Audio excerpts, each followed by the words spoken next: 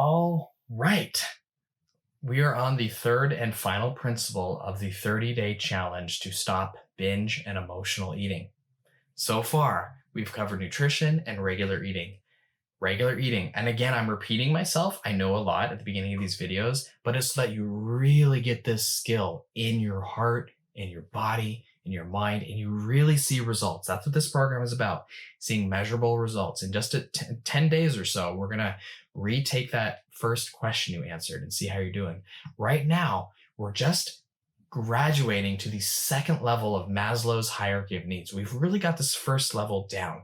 You're eating fiber, protein, and fat on a regular basis to feel content in your belly, not in your stomach or not in your mouth or mind, but in your stomach. Your stomach's feeling content for 3 to 5 hours after you eat. You're not letting yourself get deprived by you can get deprived if you let more than 5 hours go by without eating. So you're avoiding this. You're noticing that if you do let more than 5 hours go by, if you do get deprived, if you do skip meals, that your likelihood of overeating shoots up. This is giving you the awareness that this stuff really matters, and you're starting to think for yourself, what can I do differently next time? How could I shift things a little bit? How could I nourish myself more? How could I make sure my body and inner child is feeling content on a regular basis? Okay, those are the first two principles. After you have feeling content on a regular basis, you're now ready to kind of graduate, so to speak, and start addressing the emotional needs.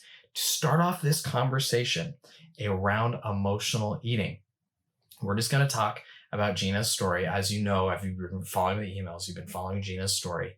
She got over binge eating, and then she still had emotional eating going on.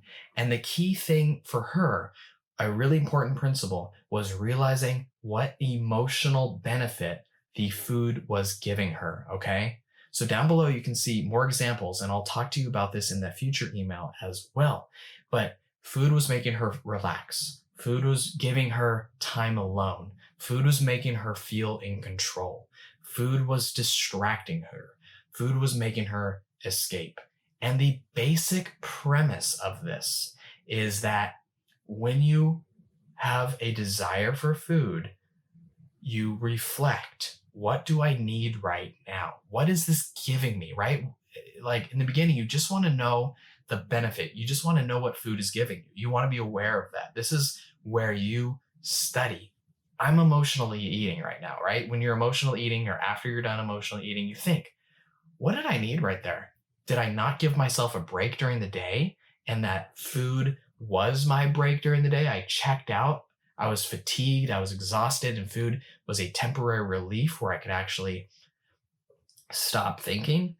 Was food because you were stressed out? You hadn't given yourself a break from stress? Was food because you were thinking, and it turned off your mind for a little bit? Was food, a lot of times food is, you're tight, you're tense, you're uncomfortable, and food just kind of calms you down a little bit, soothes you a little bit.